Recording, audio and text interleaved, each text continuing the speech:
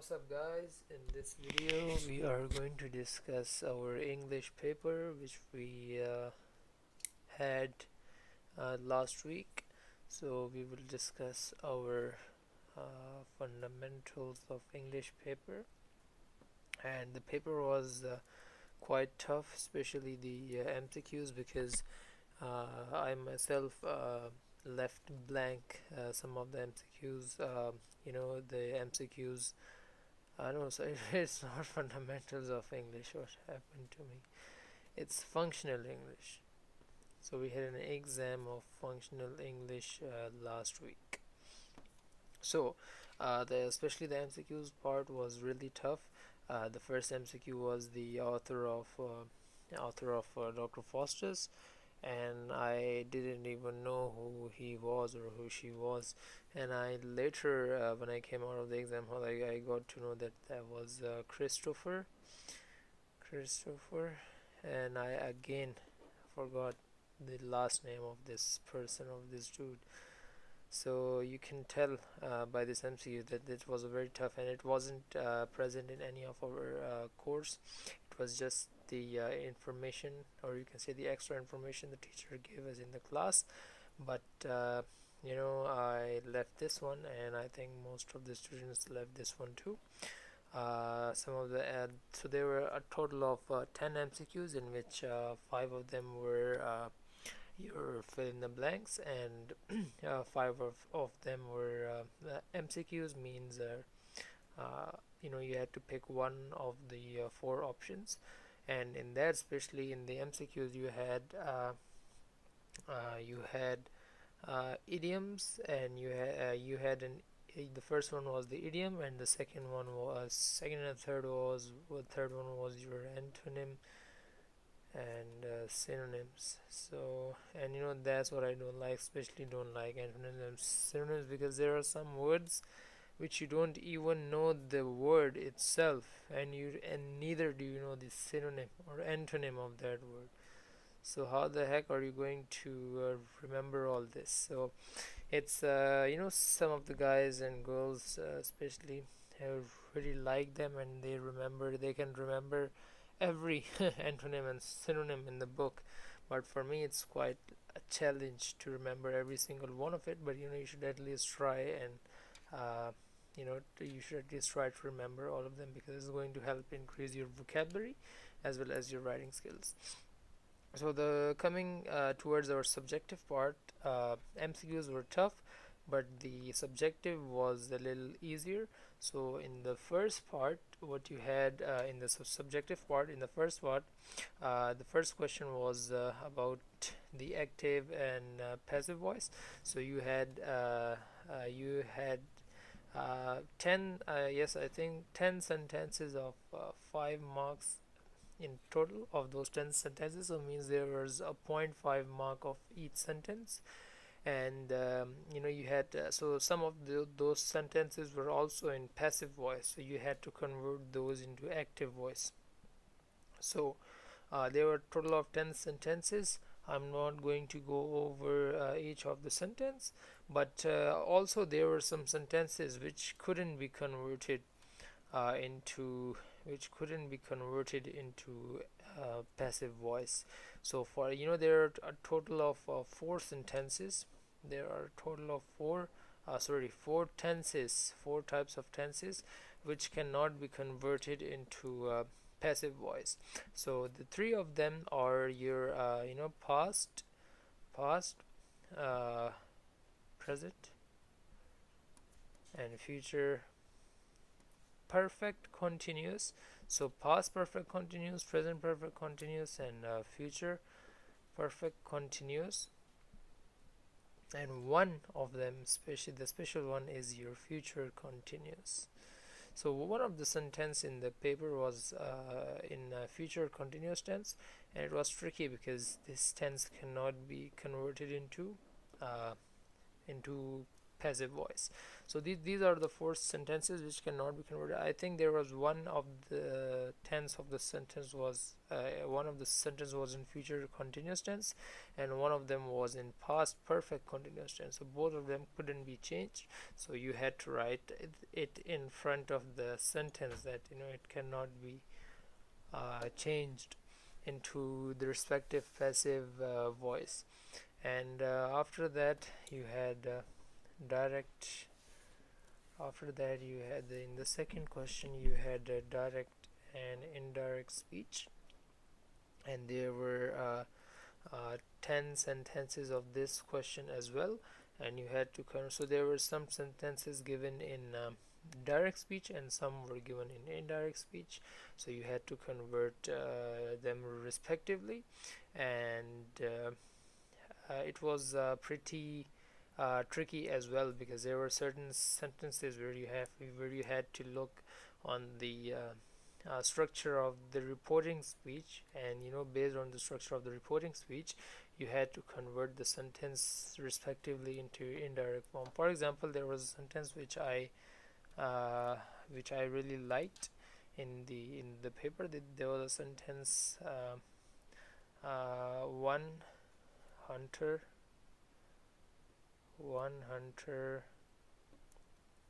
said to the other.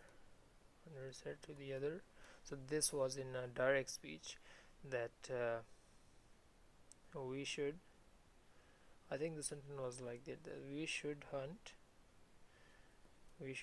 in another jungle. So most of us will think that this sentence will be converted. So this is in direct speech, and most of us would think that this sentence can be converted into indirect speech by just writing one hunter said to the other. But looking at the structure of the reported, so this is the reported speech. So looking at the structure of the reported speech, you automatically comprehend that this the reported speech is the form of a suggestion. So one hunter is suggesting the other to hunt in another jungle, not ordering, not requesting, but where the word should comes, this is always comprehended in terms of your suggestion. So I think most of the students didn't quite get this tricky part, and they would have written the word said as it is, but it should be like one hunter suggested the other. And this is I think this is called imperative sentences. These kind of sentences where you suggest or order or request something like that, so these sentences are called imperative sentences. So you have one hunter suggested the other that, and then when converting from direct into indirect, you will write that they should hunt in another jungle. So it was like this. So this was the first I think page of our subjective exam, and in the second half, or you can say on the back side of the subjective paper, we had comprehension. So we had comprehension,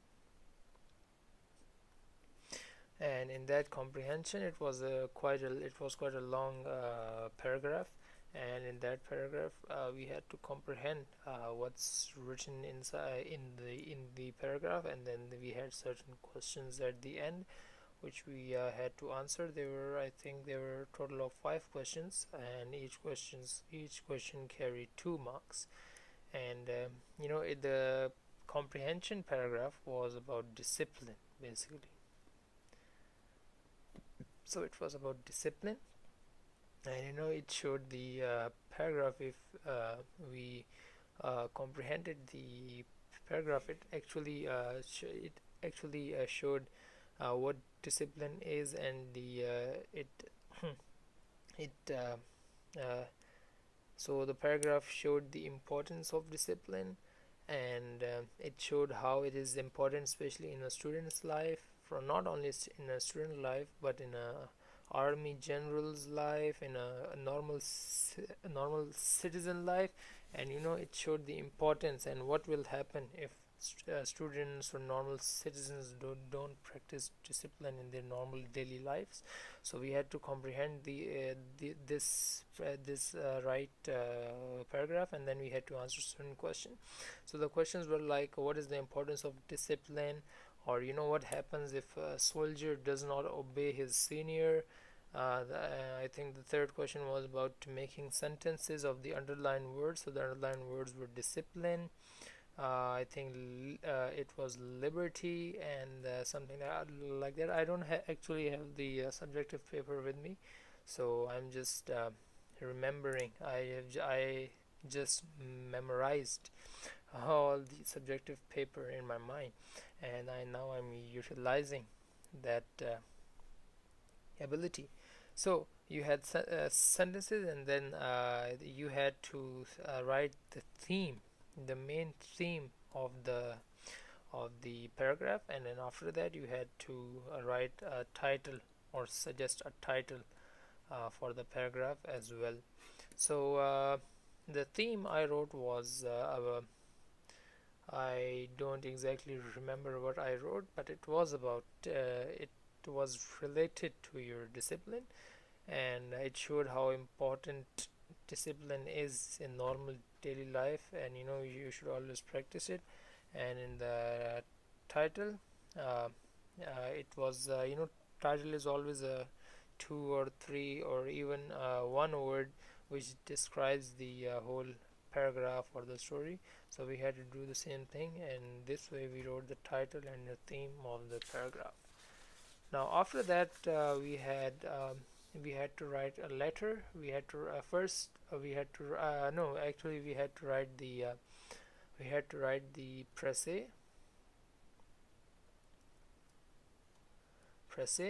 and we had to write the important points, or the main points to consider before writing a good presse, or the points to be noted before writing a presse. So the main points of writing a good presse were, I also have a video on this, but I'm just going to review it. And the main points are that what you have to do is the presse is always shorter than the paragraph, and its length is almost one third of the original paragraph. One third of the original paragraph. So for example, if your original paragraph is about 100 words, then 100 divided by 3, it's going to give you 33 or 235. So your presse, your paragraph, the presse you'll write about the original paragraph would have around 33 to 35 words in it. So this way your paragraph is going to be more precise, and is going to be not so much boring compared to your original paragraph. Number second is you have to keep in mind you cannot omit any important detail. So you have to keep in mind, or you have to keep every important detail inside your presse. So you cannot miss out, you cannot skip any important detail of the original paragraph in your presse. The third one is you first, when you read the paragraph, you should read it at least 4 to 5 times before writing a presse, because that way you're going to remember every minute detail inside the original paragraph if you read it as many times as you can. And then when you are going to be writing your presse, you're not going to omit any important detail inside the presse. Next, so you underline the important ideas, or you write you write the underlined important ideas on a separate piece of paper. And so what you do, you underline and you write them on a separate piece of paper, and then that makes it easy for you to write the rough draft. So that is your rough draft. So you have to create a rough draft first. Rough draft means that you write the presse roughly on a piece of paper for practice. So you do it 2 to 3 times, unless until you think that now you're going to write the perfect presse, and then you create your final draft. That is going to be your actual presse. And if you write this final draft on a separate piece of paper, and then you copy it on your original sheet of paper. That is more optimum for you to do so. So these were our some of the important points to consider before writing a good prècis. So this was the question, and then what you had was you were supposed to write a format for the business letter. So the format for business letter is on the top left of the page of the page, you write sender's address, and below it you write the date. So here's the date. Then you write the receiver's address. Then you write the subject. You write the salutation. Salutation means dear or respected ma'am or and some things like that. Then you have the main body of the letter. So you have first you have the introductory paragraph. Then you have the main body or the main context of the letter. So you have main body, and then at the end you have excuse me, at the end you have a closure, or the paragraph or separate paragraph that closes your letter. Then after that you have at the end, you have on the bottom left of your page, you have yours sincerely. So yours sincerely, and then you're going to write your name or your signature, or do your signature. You can do either of them. So this was the pattern or the format, or you can say the skeleton of your business letter. Then after this you had after this question, the last question was to write an informal. So this is a formal business letter is always formal unless you know the person personally you're writing to, so that will be considered as a semi-formal letter. But we're not going to go into this topic. We're just going to discuss our informal letter. So we had to write an informal letter to our uncle regarding why we chose a computer programmer as a career in our life. So informal letter. I'm not going to write the whole letter, but I'm just going to show you guys what is the format of writing an informal letter. So what you do on the, so here I'm going to start here. So what you do is you first you write the examination hall on the, so consider that this is a separate page. So you write the because I don't have any space left, so I'm going to do it right here. So you write the examination hall on the top left.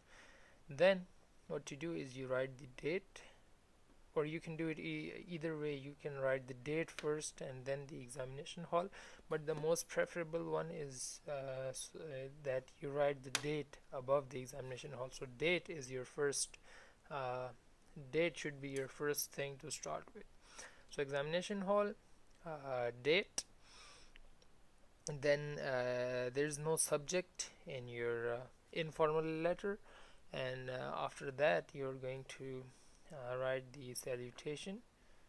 Salutation means love, means lovely, or dear, or any salutation you want, because the person you're writing to, you're informal with him, so you're going to know what are you going to write in the salutation part.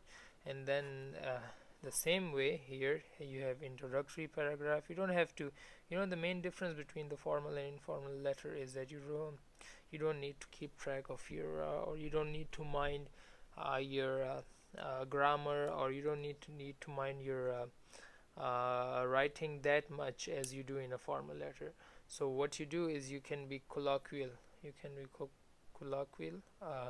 In the informal letter, so you can use any words. I mean, I don't mean to say that you can use any slang or something, but you can use any words like you do in a colloquial and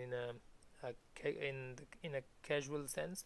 So in the same way, you have main body and you have closure at the bottom, and then when you're going to end it, you can write is yours lovely or sincerely, and then you have to write your name here.